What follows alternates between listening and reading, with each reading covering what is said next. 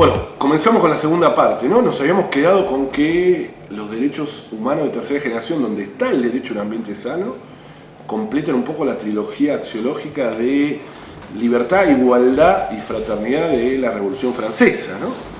Y ahí hablamos que los derechos humanos de primera generación en realidad confieren una especie de tutela indirecta del ambiente. Se puede defender el ambiente a través del derecho a la propiedad, el derecho a la vida. O sea, hay que demostrar de que la propiedad ha sido dañada o la vida ha sido también dañada. En los de segunda generación también es una tutela indirecta del ambiente o la naturaleza a través de, por ejemplo, el derecho a la salud, ¿no? Es decir, que alguien le ha afectado su salud y de esa manera poder proteger el ambiente de manera indirecta, una contaminación o algo parecido. En cambio, los derechos humanos de tercera generación ya proveen una tutela directa del ambiente, es decir, que el ambiente ya es un bien jurídico tutelado en sí mismo. No hay que demostrar ni daños a la propiedad, ni daños a la salud de alguien, o lesiones, etcétera, sino que uno puede, en la justicia o ante la administración, demostrar que hay una afectación al medio ambiente, a los ecosistemas, y ya merece su tutela, ¿no?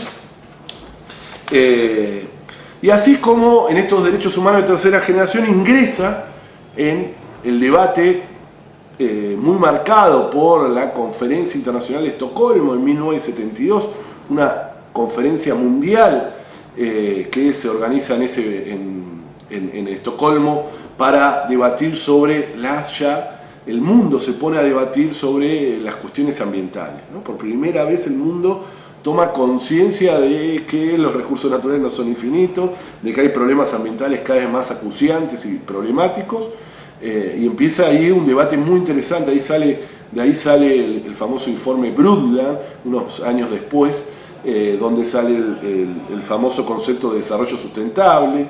Es decir, es muy interesante todo lo que se va dando.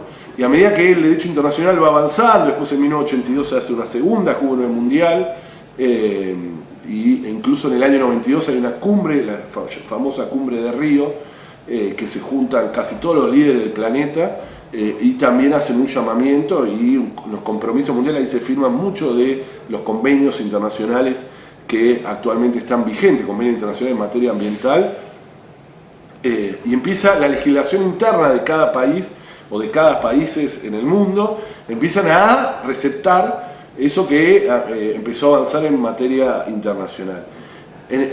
Nosotros tuvimos una oportunidad única en el año 94, cuando se reforma la Constitución, ¿no? Y ahí fue tratado en la Comisión de Nuevos Derechos y Garantías de esta reforma, y se incorporó un artículo fundamental para comprender todo esto, y que incorpora el derecho ambiental abiertamente en nuestra legislación, y establece una serie de situaciones muy, pero muy interesantes. Un nuevo derecho de estos llamados de tercera generación. El artículo 41 lo vamos a desmembrar y poder contar parte por parte, pero el primer párrafo es: todos los habitantes gozan del derecho a un ambiente sano, equilibrado, apto para el desarrollo humano y para que las actividades productivas satisfagan las necesidades presentes sin comprometer las de las generaciones futuras, y tienen el deber de preservarlo. Este es el primer párrafo, ¿no? La sanidad, esto del derecho a un ambiente sano, siempre estuvo muy metida en toda la cuestión ambiental, ¿no? La Declaración de Río de Janeiro del año 92, que les dije, y acompaña además de sus orígenes el pensamiento sensiblemente ecológico, por eso la cuestión, la sanidad está tan ambiente, tan abiertamente puesto. Todos los habitantes tienen derecho a un ambiente sano, y ahí empiezan los debates de qué es el ambiente, ¿no? ¿Qué es el ambiente? ¿Qué incluye este concepto de ambiente? Y es fundamental, porque lo que incluye esta concepción de ambiente va a determinar expresamente qué es lo que está tutelado. Y ahí empieza una puja un poco de sentido. El derecho ambiental es mucho de eso, tiene mucho de puja de sentido, puja de significados. Y algunos, bueno, hacen una definición clásica. El ambiente es todos los elementos bióticos y los elementos abióticos. Es decir, los derechos bióticos, los que tienen vida, el agua, aire, suelo, flora, y por supuesto, bueno, los que no tienen vida también, como las montañas, etc. Pero algunos introducen más cosas, los paisajes, los bienes que componen la herencia cultural. En las ciudades es fundamental qué es el medio ambiente, qué es la naturaleza en las ciudades, y eso es un tema complejo, pero por supuesto que está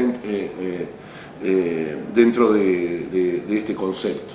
Tal es así que nosotros hemos hecho muchas acciones judiciales defendiendo la cuestión ambiental, por ejemplo, para defender el patrimonio cultural, cuando se quiere derribar un edificio histórico o con valor patrimonial. Entonces me parece que es fundamental que comprendamos que hay una noción amplia de la cuestión ambiental y además hay una lucha permanente por ampliar significativamente estos conceptos, ¿no? Además el ambiente no solo debe ser entendido desde lo estrictamente natural, sino como el medio donde viven las personas, su cultura, etcétera, y todo eso también está protegido en la cuestión ambiental. Yo decía, todos los habitantes tienen derecho a un ambiente sano y equilibrado, dice. Y equilibrado es lo que le da un poco de, si se quiere, racionalidad, ¿no? No se trata de proteger un ambiente intangible, que no se pueda tocar, que no se pueda pisar el pasto, que no se pueda interactuar con la naturaleza, sino que un equilibrio, ¿no? Un equilibrio, no ir por las funciones vitales, no atacar a las funciones vitales de la naturaleza ni de los ecosistemas, sino tener interacción obviamente con la naturaleza, pero dejar que ésta se pueda reproducir de manera racional, ¿no? Que es algo que está muy en debate en estos momentos, porque el sistema económico actual un poco está afectando las funciones vitales de la naturaleza y está provocando un desequilibrio mundial con el cambio climático, pero también local, con muchas actividades productivas que provocan alteraciones absolutas en los lugares donde están, ¿no? Con las grandes figuras, la mega minería, la fractura hidráulica, que es el fracking en la Patagonia,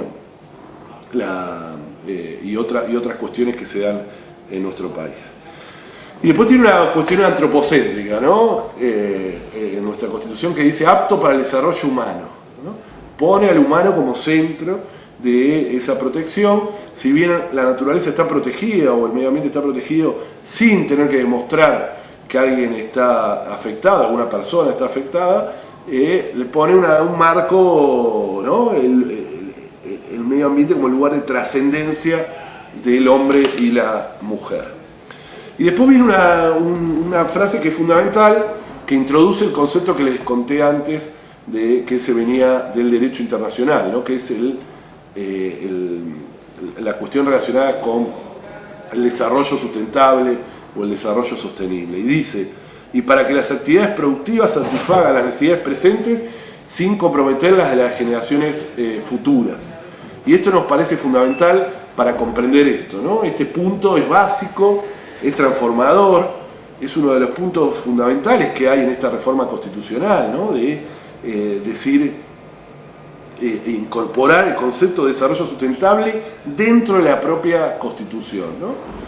Hasta ese momento existía, antes del concepto de desarrollo sustentable, una idea, el mundo tenía una idea casi lineal de la cuestión del desarrollo económico, donde había un crecimiento económico como ilimitado. Se creía que la naturaleza era infinita y uno podía crecer de manera sin límites, ¿no?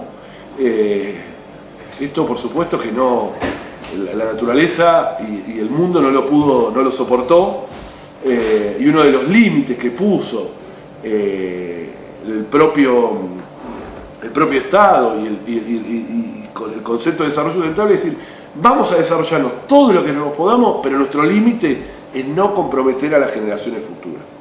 Ese es el límite y nos parece fundamental.